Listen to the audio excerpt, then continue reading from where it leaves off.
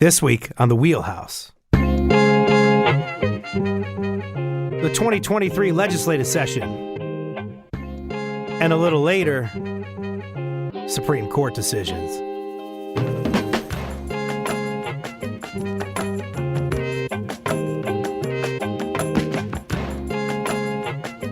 For Connecticut Public, I'm Frankie Graziano. This is The Wheelhouse, the show that connects the politics to the people. We got your weekly dose of politics in Connecticut and beyond right here. Well, guys, it's officially over. Last Wednesday marked the final day of this year's legislative session in Connecticut. Since January 4th, lawmakers have been lawmaking, debating bills surrounding medical aid and dying, zoning reform, Medicaid, gun control, and so much more. We're going to break down some of the big bills from the session and also talk about what the lawmakers did not get to.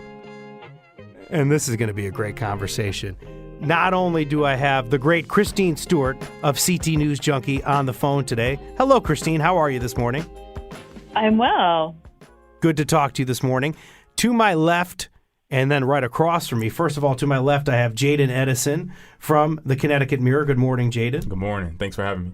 And then political reporter Susan Raff of WFSB News Channel 3. Good morning, Susan. Good morning to you and everyone. So happy to see Susan this morning. She's sitting directly across from me. I got Jaden to my left and the great Christine Stewart on the phone. First question goes to Christine. The final days of this year's legislative session. How did they play out? Did anything surprise you? Anything you thought would make it didn't, or vice versa? What do you think, Christine? No, so at the end of every legislative session, we kind of do a recap, a story, like the winners and the losers of the legislative session. And shout out to Hugh McQuaid. There was huge consensus that Lamont was a really big winner this year, and that, you know, a lot of his priorities got over the finish line, and he was able to hold the line on the fiscal guardrails. And so during this year's budget negotiations, you know, that really forced the Democratic majority not to implement any sort of gimmicks to spend more money. And so I think that was a huge win. I think there was some, you know, and he got that done early. Look, he got, you know, the fiscal guardrails passed in February. They all agreed to this. And then when they were putting the budget together, they were kind of like, whoa, what is going on here? Like, you know, I can't fund this and I can't fund that. And so even though it looks like we have a surplus over here, there's not a lot of money to go around to a lot of these organizations who were like, hey, you know, we need help. We haven't received any help. All of our pandemic money is going away. But I mean, he also got his gun bill over the finish line. And, you know, the only setback he had was that his Supreme Court nominee didn't make it through. We'll get into the gun bill in a little bit. We'll also talk a little bit about some of, I guess, the losers of this session, or the people that were upset that, like Christine said, they didn't get enough money, nonprofits, higher ed. But, Christine, really quickly, News 12 reporter John Craven told us last week, one half of Frankie and Johnny Craven, told us last week that it was going to be anticlimactic on the last day. What'd you think? Was that prediction? Did that hold up? They totally held up. John was totally right. It was very anticlimactic. I mean, the House had actually finished all of its business for the most part with an hour and 45 minutes to go until midnight. So there was a lot of thumb twiddling that goes on. So there was none of that electricity, got to get my bill over the finish line kind of stuff. And it was a filibuster, or, you know, an attempted filibuster most of the day of a housing bill up in the Senate. So it was kind of wah-wah. 888-720-9677, the number you want to call if you want to get on this great panel that we have. There's four of us. Maybe it's five if you give us a call, 888-720-9677. Susan, the budget, it got passed. It got passed maybe a couple of days before the session ended. So the big takeaways from this year's budget process, what were yours? Well, I think there was a feeling that they had to get this budget done. And I agree with Christine. I think the perception was that there would be a lot more money. because of the huge surplus that we have. But because of fiscal guardrails, not only this year, but also those passed in 2017, it really restricts how much money can be spent. With that said, the budget is some $51 billion, 2 years. Everyone gets something. Is it what some wanted? No. And that, I don't think, is unlike many other years. So you have a lot of nonprofits. I mean, you have people working in group homes making slightly more than minimum wage, right? And so all of us would agree that they deserve more, but those have to be negotiated with their unions, et cetera. So I think that there's a lot in that budget that people are happy with. And it did get bipartisan support. And let's face it, it has the largest tax cuts in state history. And it's been such a long time since we've heard about giving money back, right? We've heard deficit after deficit and painful cuts over the years. Most agencies and nonprofits got zero or barely above zero. As I understand it, the first income tax rate reduction since 1991. I think that's when it was implemented. Let's talk more about middle-class families, some of these low-income households that are going to be supported by this. How does the governor plan to do that? Well, I think if you make under $50,000 a year, you'll pay no state income tax. So that's fabulous for working families who have to pay for daycare and are struggling to pay, even rent at this point. And the other is for middle-class families, single, I think up to $150 and double $300. Is it a lot of money? It's a few $100s back. Is it going to solve all of your problems? Probably not. But it is nice to have some money back in your pocket, and I think that makes people feel a little bit better. Jaden Edison, this will be one of the last times I get to say this. Connecticut, one of 4 states yet to implement early voting. Going to change as lawmakers passed early voting legislation. Jaden, they say it's expansive as it can be with 14 days of early in-person voting. Yeah, well, notably, the governor signed this bill yesterday, right, in a ceremony that involved a bunch of grassroots organizers and former Secretary of the State Denise Merrill and a lot of the stakeholders who've helped kind of bring this to fruition. And I think you're right, particularly, Connecticut has moved to implement 14 days of early voting. I know 7 for primaries and, so on and so forth. And so, this is, make no mistake about it, this is a huge achievement for the state, right? You talk about, again, one of 4 states that hadn't implemented early voting. I think I mentioned you before, I moved here from Texas, right, where we always had 2 weeks of early voting. So when I first got here, it was just so peculiar to me that this wasn't just an established thing. And so, I think there is, a lot of, I guess people are at least satisfied that this was able to get done in one session, right? I know there was some uncertainty around perhaps how long it would take to kind of iron out, exactly, there were 3 bills with, 3 different, day counts and things of that nature. But, we're at a point now, the governor has signed this, and this is now the law of the land. And so now the difficult part is the implementation, right, which I know there's a lot of conversation around funding and things of that nature. But we're certainly in a historic place in terms of being able to finally get to a point to implement early voting and kind of move forward.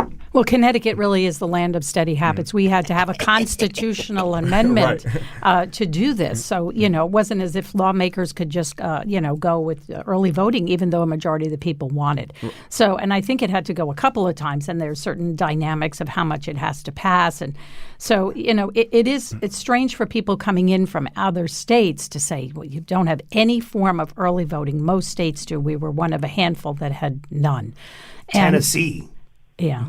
Georgia, I believe, was one of them as well, too. The notable part, though, this has been, more than a decade of grassroots efforts, right? This was something that had made, the ballot at one point, years ago that failed at the hands of voters who just weren't educated, perhaps, around the topic. I know that was one thing that folks had really took into consideration this time around. We're trying to educate folks around early voting. And so I was wrong. It's actually New Hampshire, Alabama, and Mississippi. Go ahead. Right. Yeah. And when you talk about the budget, what's really important with that is that given the fact that most or many cities and towns in Connecticut has 169 of them, they have part-time registrars. So they need money to roll out early voting.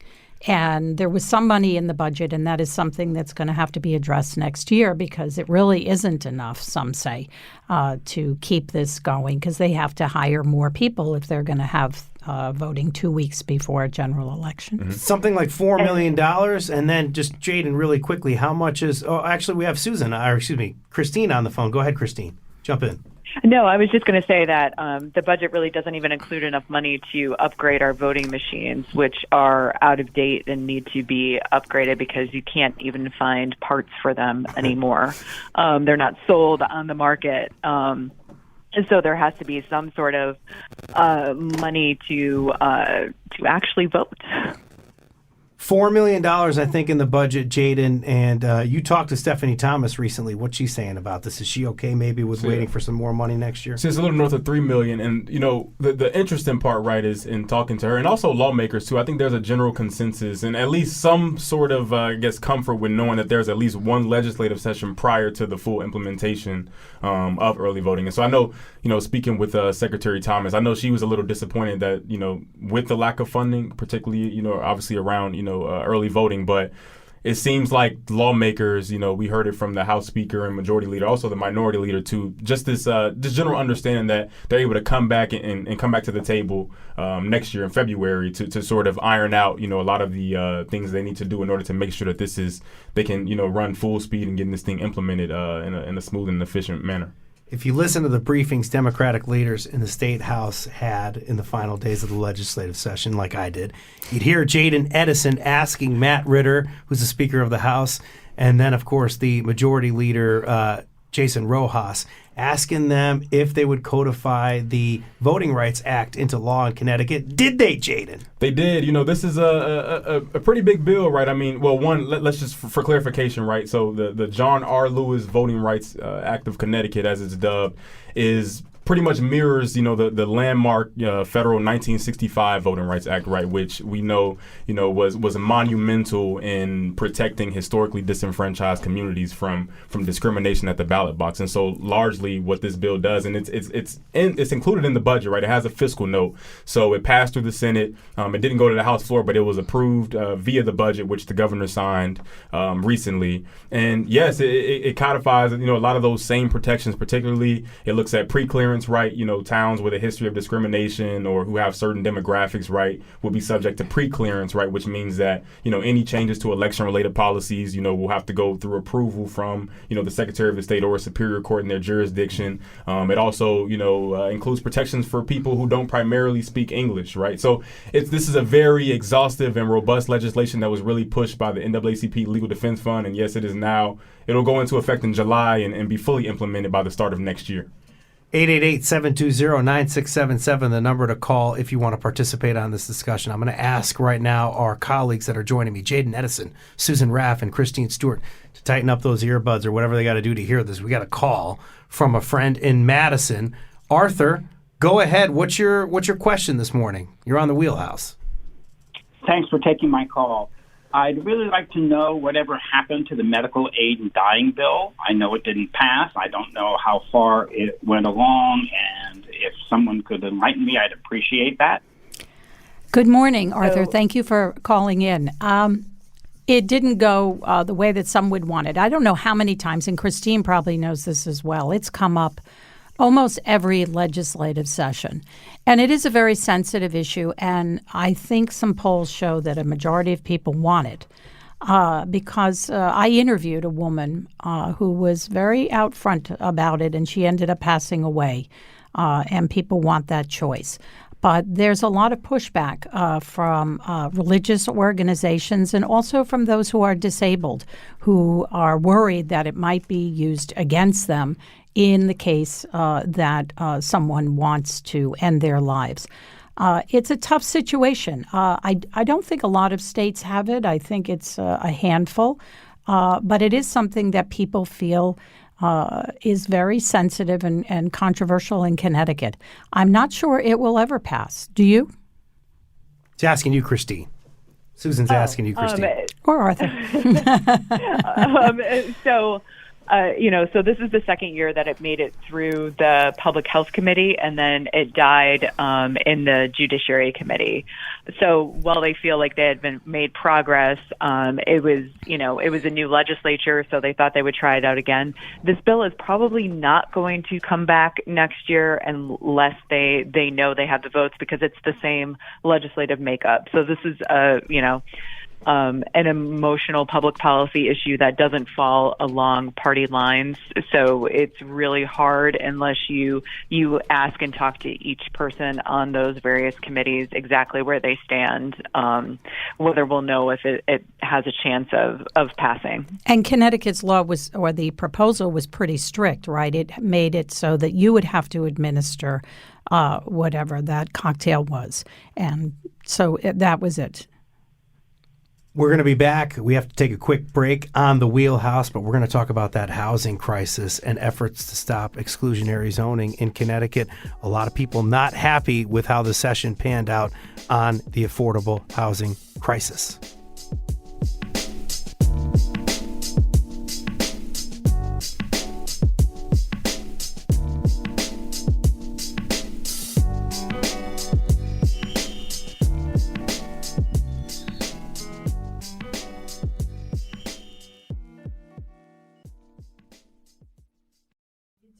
This is the Wheelhouse from Connecticut Public Radio. I'm Frankie Graziano. We're talking about this year's legislative session, the big wins, the big L's, and everything in between. And I know there's a lot of people right now, Christine Stewart, that are not happy with the way the state handled the affordable housing crisis. Yes, there are very many folks who are upset about this. The watered down legislation that they passed really doesn't do enough to encourage these towns to build high density housing for a large number of people who, are usually discriminated against because of their race or their socioeconomic status. So we all know that nationwide there is a housing crisis, and, the single-family homes are not being built, and the high-density housing that's needed is also not being built. So obviously it's a supply and demand issue, so prices go up. Whether you're a renter or whether you are a homeowner and trying to sell your home, your house is valued higher than when you purchased it.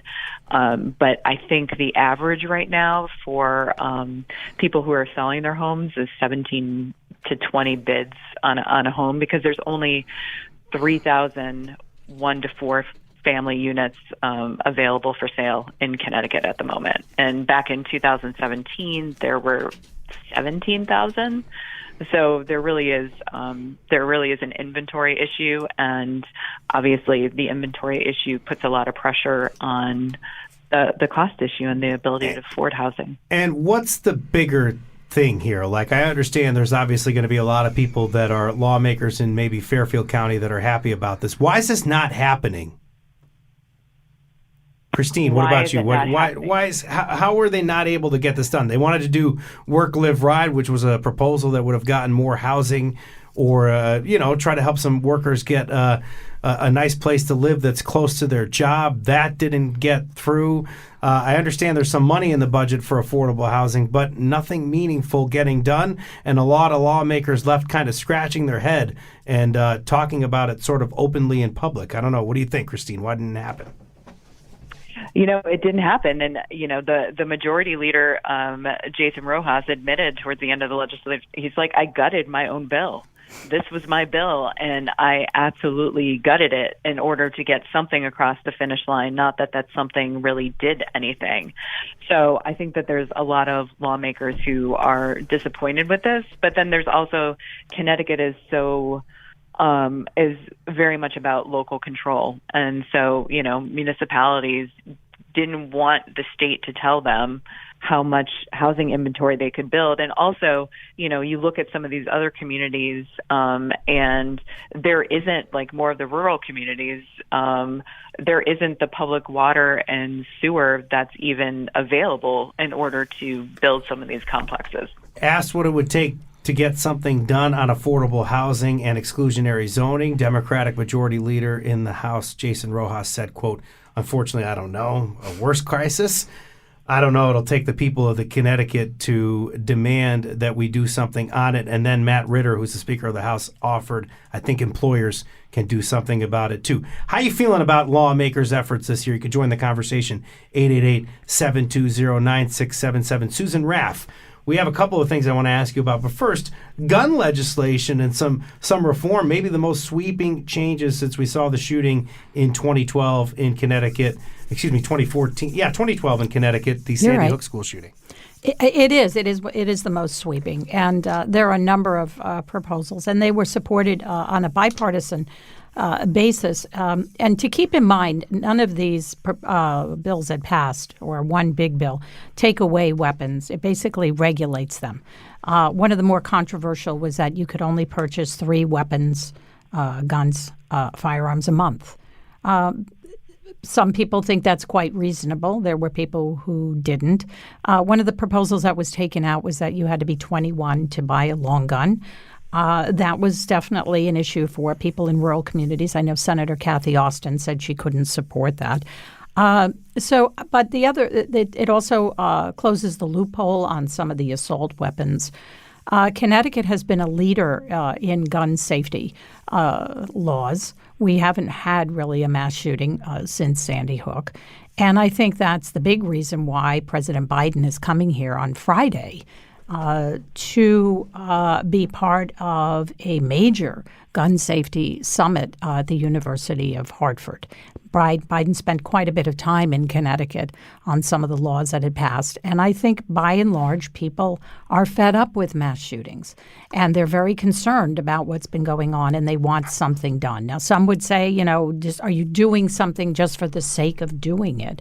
I think a lot of people would agree that these are regulations that will hopefully keep our communities safer. And stay tuned to the Wheelhouse next week, as we hope to have a dispatch from Biden's appearance in Hartford. Also want to know what he's doing here in Connecticut and going to Greenwich, as I understand it. There might be a stop there. Money.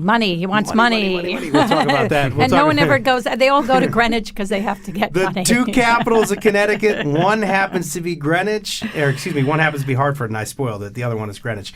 888-720-9677, the number to call if you want to talk to us.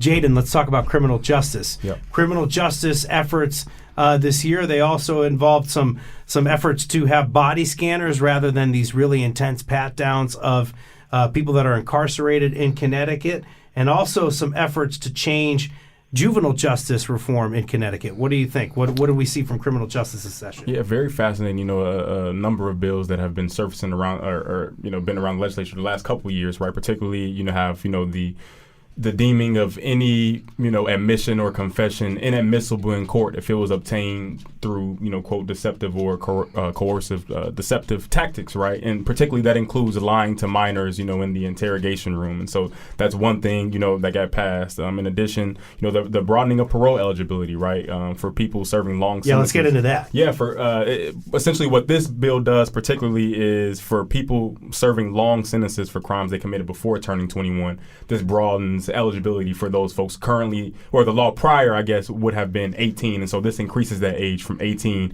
to 21, which was also a compromise because originally the goal was to get 25, sort of citing, brain science and the maturity of young people, over time. And so that's also another, pretty big piece of legislation that was passed. And then also to your point, addressing, youth crime, right? I know particularly what the legislature really tried to do was create more of a diversionary kind of program, pre-arrest diversion, right? So for youth minors, right, who commit a minor offense such as breach of peace or simple trespass, right? For the first or second time, they would go to a community diversion program versus being arrested and having to interact with the criminal legal system. And so, yeah, there are a number of bills. I know a bunch of the advocates and organizers are disappointed that a lot of the efforts, which were so robust and exhaustive at the onset, had gotten watered down in the name of compromise. But, there are a number of proposals that folks have been pushing for several years that eventually, got through this year in some way, shape, or form. But compromise does, it does a lot of things. One of the things that, with the juvenile crime and the crime issue that we've been having, although, the pandemic, certainly we saw a lot of it.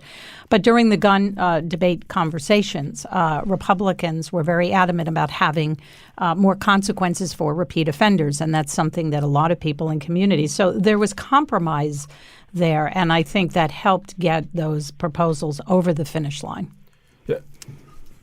Yeah, Jaden, go ahead. No, I was going to say, I think one of the big things you had mentioned was the body scan technology, right? And that's a key example, right, at the nucleus of this whole idea of compromise, right? At the onset, this was a very ambitious legislation to limit routine strip searches within the Department of Correction. And now, as passed, is a study on body scan technology, right? So you took something that was very robust and a bunch of people had testified, gripping testimony from people who are incarcerated, formerly incarcerated, who spoke to the trauma associated with strip searches and things of that nature. And the legislature moved in the name of compromise to commission a study on body scan technology instead. And also an effort to try to get lawmakers actually had this effort to try to get police and investigators to stop with deceptive or coercive police interrogation tactics. I wish we could talk more about that, but we only got a minute left, and we're going to give it to Christine to talk about the elephant in the room. No, not the elephant in the room.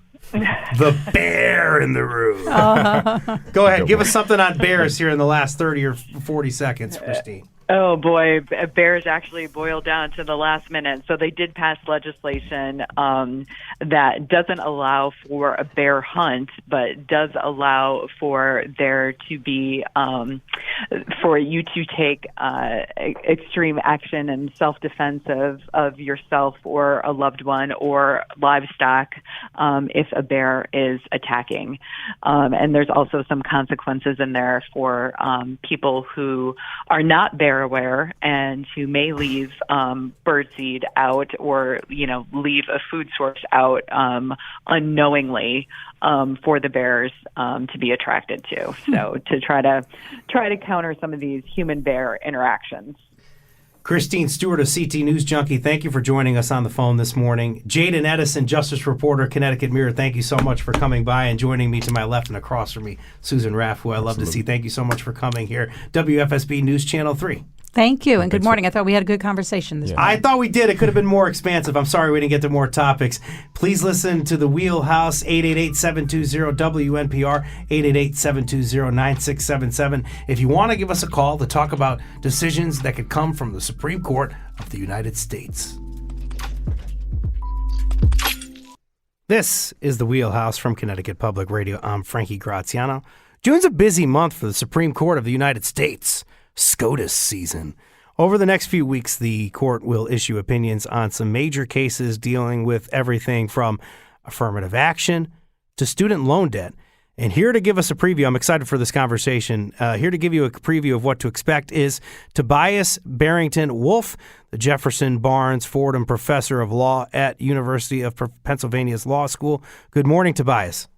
Good morning, Frankie. Thank you for having me. And thank you for coming on. We got a lot to sort through, and I'm really excited that you're on because I know you're going to help me get through this. Before we get into the specific cases, though, first of all, I want to tell folks that if they have a question about SCOTUS season, they can give us a call, 888-720-9677, 888-720-9677. Before we get into the specific cases, as I said, we got a conservative supermajority on the court right now. How do you think that's going to affect how things play out the next couple of weeks, Tobias? Well, it really defines what's at stake in a lot of the major cases that the Supreme Court is hearing this term, including 3 or 4 of the biggest ones where we're still waiting for decisions.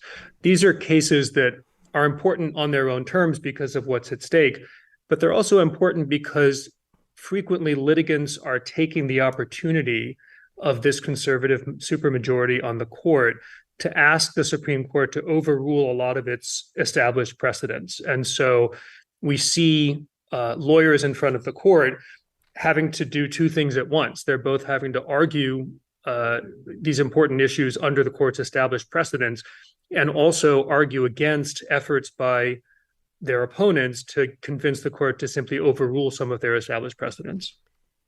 There's some pretty heavy things that have come out about one of the Supreme Court justices lately based on some great reporting from ProPublica. Justice Clarence Thomas, right now, his name is in the mud a little bit here. Is that going to change anything? I'm sure there's people out there that are like, wow, the connections that that Justice Clarence Thomas has made and these trips and the allegations against him, maybe they're thinking that something can happen to him, but do you see anything kind of being altered in the next couple of weeks as a result of these allegations? Well, I think what's most distressing about the revelations of Justice Thomas's, I think it's fair to say, really irresponsible behavior when it comes to failing to disclose financial arrangements that justices are supposed to disclose, it goes to the public's confidence in the integrity of the court and its decisions. And the justice's first job, I think, is to care about and defend the integrity of the court as an institution while they are also doing their job as justices. And we've seen a number of really distressing challenges to the court's integrity in that respect. Justice Thomas's failure to disclose these extensive financial arrangements is one. I would identify Brett Kavanaugh's behavior at his confirmation hearing as another. And so I don't think that the recent revelations about Justice Thomas are going to have any impact on how the justices are voting in the cases that are coming out.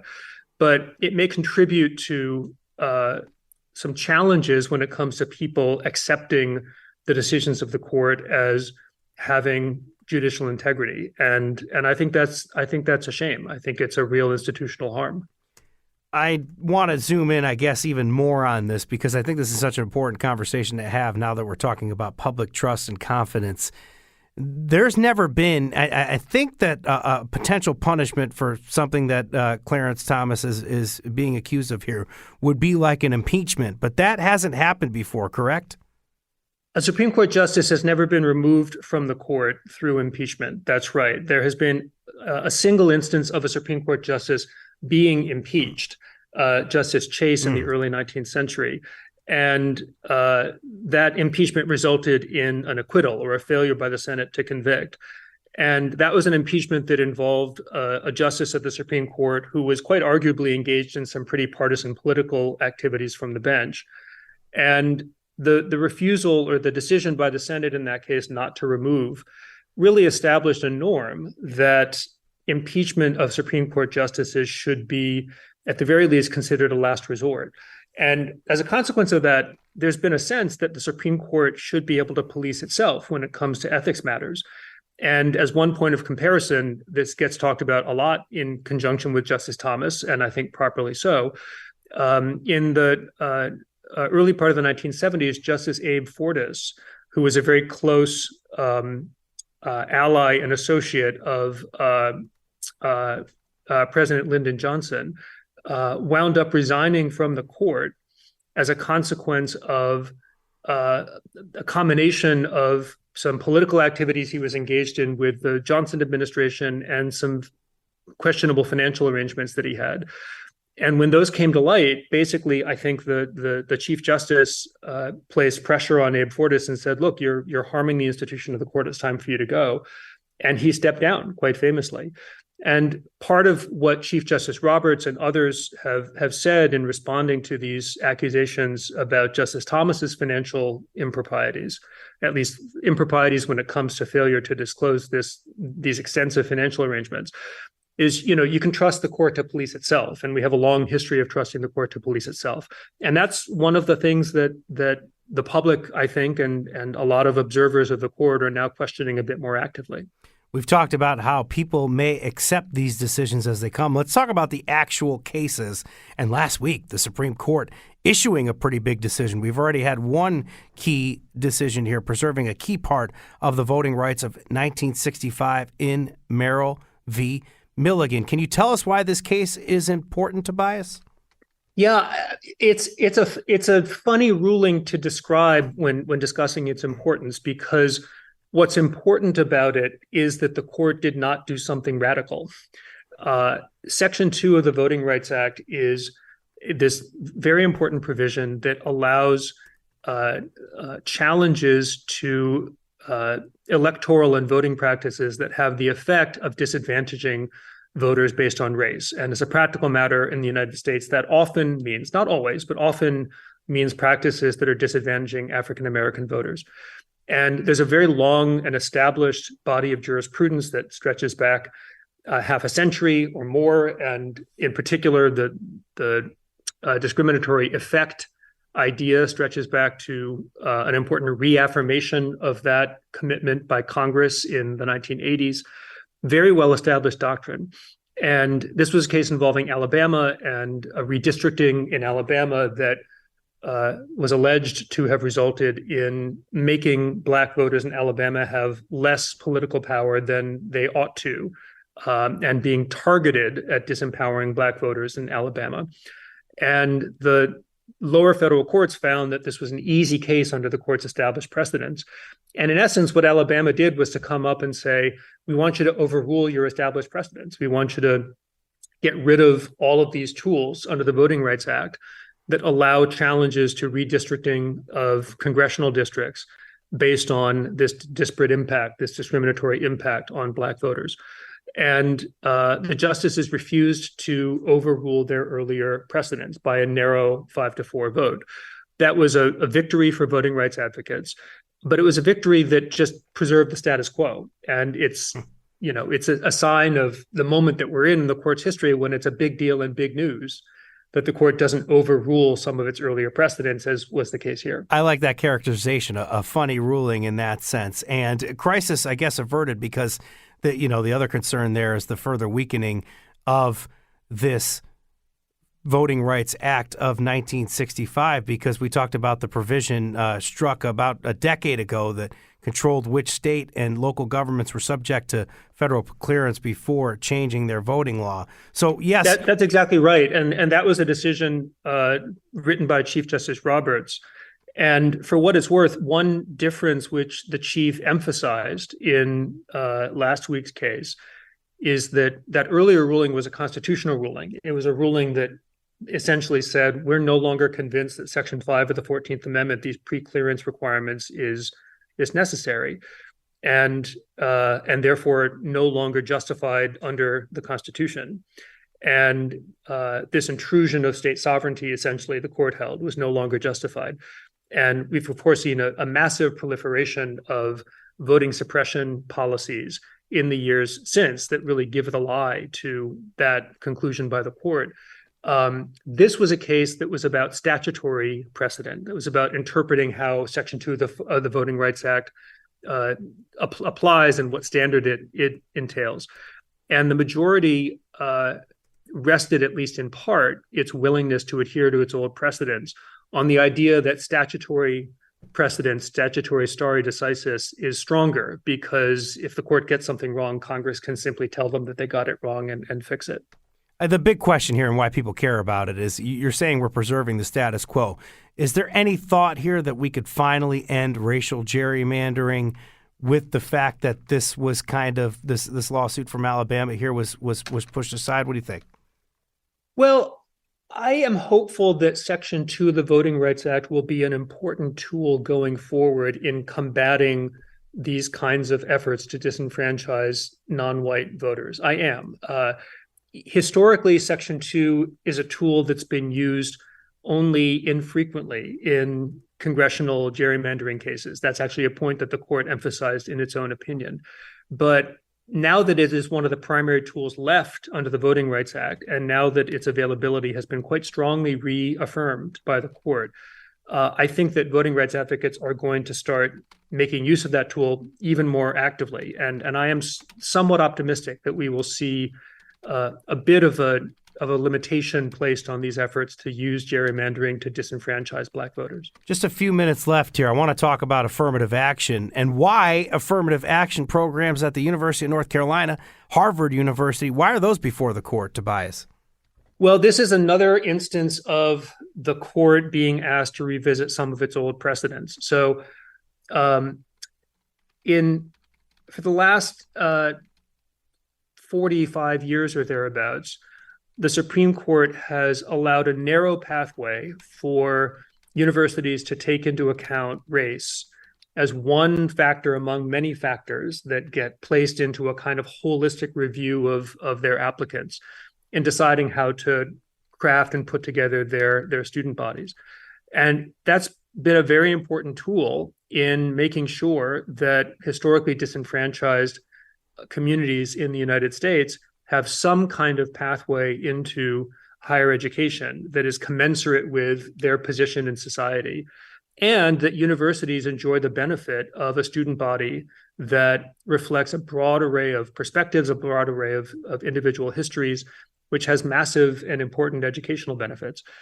And the challenges to Harvard's policy under Title VI of the Civil Rights Act of 1964, and the challenges to UNC's policy, which is under the Equal Protection Clause of the Constitution, they both present a pair of questions. One question is, are these universities adhering to the standards that the court has laid down in a series of decisions over the last 45 years, particularly a decision called Grutter versus Bollinger, which was decided 20 years ago, which reaffirmed the availability of affirmative action in higher education. And as with so much else, the other issue is whether the court should simply overrule its earlier decisions. And the court, I think, during oral argument was skeptical of adhering to its earlier decisions. It seemed eager even to overrule some of those decisions. And I am concerned that the ability of universities to use affirmative action as one tool may very well be on the chopping block. And briefly, is there any impact in the short term on the college admissions process while this is being adjudicated? Well, for right now, I think most universities are doing what they have been doing. That is to say, they are doing a holistic review of applicants, and the race of applicants can be one factor in that review. But it is, of course, the case that universities are preparing for the possibility of a majorly disruptive decision that would overrule a bunch of the court's earlier precedents. And if they do that, then universities will have to adhere to the law as the Supreme Court articulates it, and they will have to work that much harder to achieve fair outcomes that both mean that a broad array of students have a reasonable opportunity to gain access to competitive higher education, and also that the institutions enjoy the benefit of having a critical mass of students who bring knowledge and perspectives and a view of the world that is really necessary and important to providing a rich educational environment. A lot left on the bone for us to talk about. Tobias, thank you so much for coming on to talk about SCOTUS. Today's show produced by Meg Dalton. Our technical producer is Kat Pastor. Thanks to Tess Terrible and Katie Tlarski for doing the show today. This is The Wheelhouse. I'm Frankie Graziano.